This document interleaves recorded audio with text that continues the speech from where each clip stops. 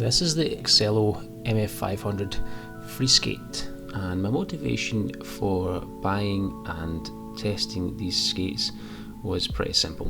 Cost can be a big factor that can put people off even trying inline skating, and I wanted to find out, can you get that premium skate feel on a budget?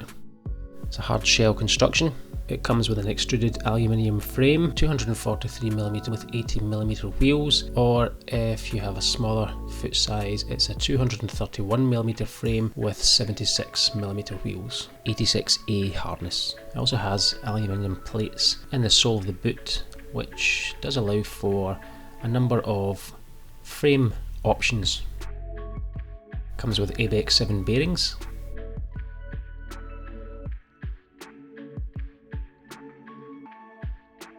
The frame doesn't have threaded axle holes, so the axles themselves come in two parts.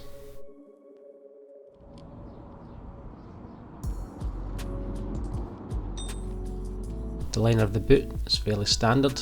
It's a combination of lycra, foam and synthetic leather.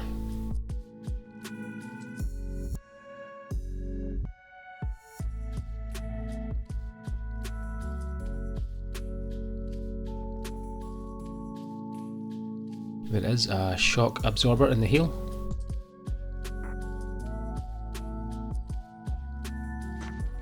And the cuff does move, but it can't be fixed into any one place. This bolt here is purely for replacing the cuff. A heel brake is also included.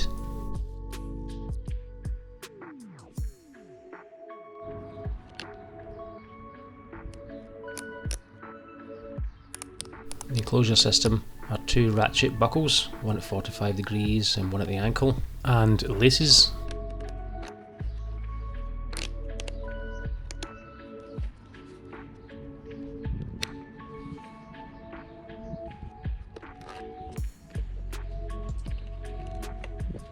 As you can see, they look quite flexible, but they're perfectly adequate. There are also sliders on the side of the boot to protect the plastic shell, and as you can see, one of them has done its job pretty well. And here's how it performs. So I've been using these skates now for about 9 months. Initially these felt a little bit heavier than what I was used to. The ABEX 7 bearings didn't have the same level of free spin that I would expect to see on a set of more premium bearings, and I did feel that I was having to work just a little bit harder to get to and to maintain my speed. All that being said, they roll perfectly well. I can get a ton of speed, and actually I do feel that having that little bit of extra resistance adds a little bit to the stability of these skates, and I do feel that that's a pro for beginners and learners who are literally on skates for the first time. The 86A 80mm Oxelo wheels performed consistently well. I can be quite heavy on my wheels, I like a lot of speed. I roll a variety of surfaces which tend to be on the rougher side, and the stops that I choose to employ are drag stops, power slides, power stops, and I use them a lot on all of my sessions. And so it didn't surprise me that over the duration that I've used these, they have reduced in size somewhere between 5 and 8mm. I did feel that the speed and level of grip was good, and all of my stops felt predictable. At one point I did swap out the frame for an older Seba frame from my FR1s. The real reason for that was purely to make wheel rotation a little bit less of a chore. If I'm entirely honest, I did expect the Seba frame to be lighter and to perform slightly better than the Oxelo, but in reality I couldn't discern any difference between the weight or the performance of these frames, and I ended up refitting the Oxelo frame purely because I liked the way it looked.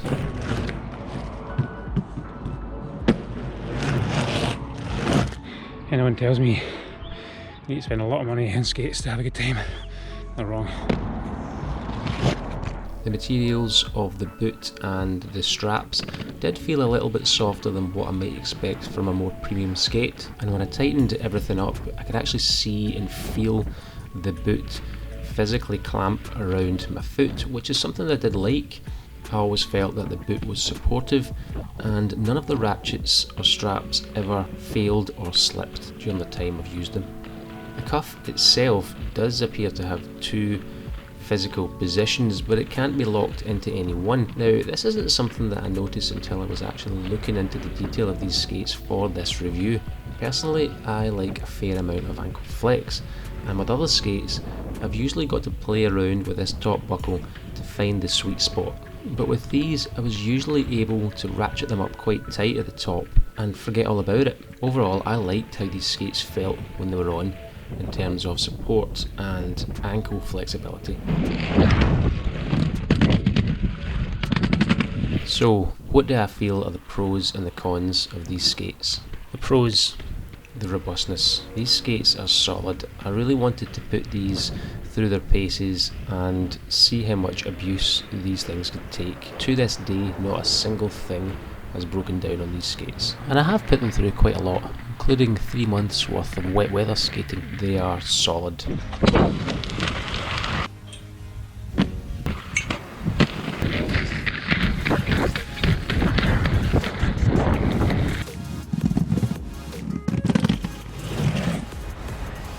The options you have for mounting new frames. As you grow and evolve as a skater, these skates can evolve with you. There's a ton of exciting new frames on the market at the moment, and those aluminium mounting plates in the soles of these boots will give you plenty of options for mounting new frames.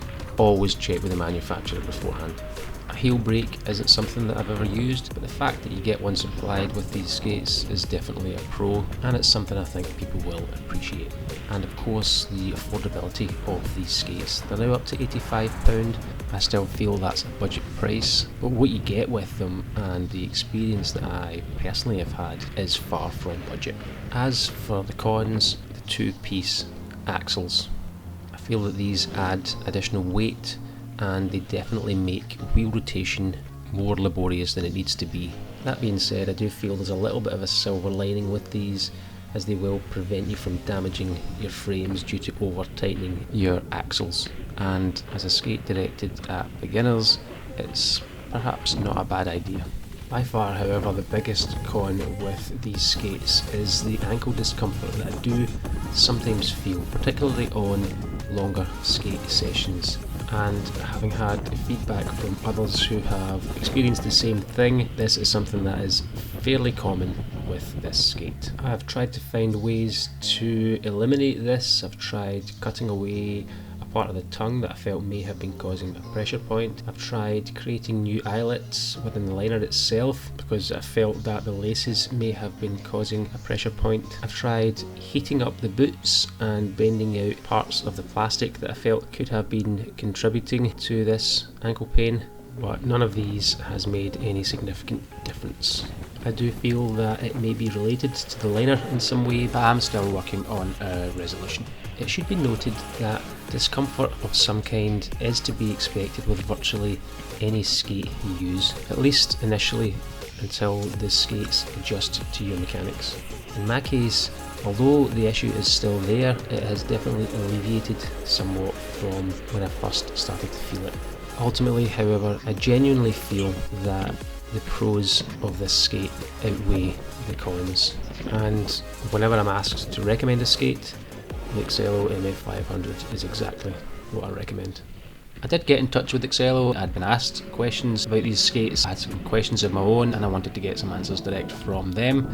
So question 1, why did you opt for the two-piece axles? The response was that it was down to cost. They already used these axles in other skates and it made sense to use them in the MF500. Question 2, are there plans to change this on future models? The answer was yes, they are developing a new inline skate and the frames will be threaded. Question 3 was a question I'd been asked on YouTube, are the boots heat moldable? And the answer is no, they're not heat moldable in any way. Question 4, are you aware of the ankle discomfort that these skates can cause? Oxelo's response was that they are aware of the ankle discomfort experienced by some users. As far as they're concerned, in terms of the feedback they've had, it's a small issue and as such they couldn't justify a complete change in the design. That being said, they are trying to make small changes. I don't know what those changes are. in order to increase the comfort of these skates. Question 5, are there any plans for an MF500 Pro model? They said no, not a Pro model of the MF500 as such, but they are currently developing a new hardboot skate through their co-creator platform. According to Oxelo, it will be a better overall skate and 100% new. If you're looking for an inexpensive, robust set of quality skates, the Oxelo MF500 Freeskate is a good place to start. Question number 6, I asked them about the MF900. It looks similar. Is there anything different on that skate compared to the MF500? They said they have upgraded the micrometric ratchet buckle, but aside from the larger frames and wheels, it's essentially the same skate. And finally, I asked them if they had anything else they'd like to share.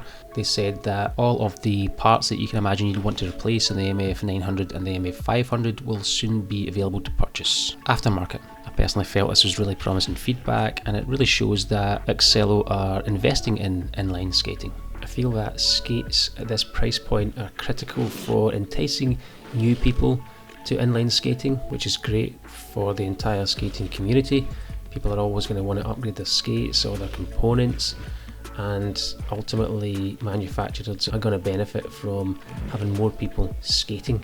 But I definitely feel that those budget skates need to offer new skaters an enjoyable skating experience, and these Oxelo MF500s definitely do that as far as I'm concerned. Do I feel that you can get a premium skating experience from a budget skate? In the case of the Oxelo MF500, yes, I do. Please hit the thumbs up and consider subscribing to the channel for more content like this.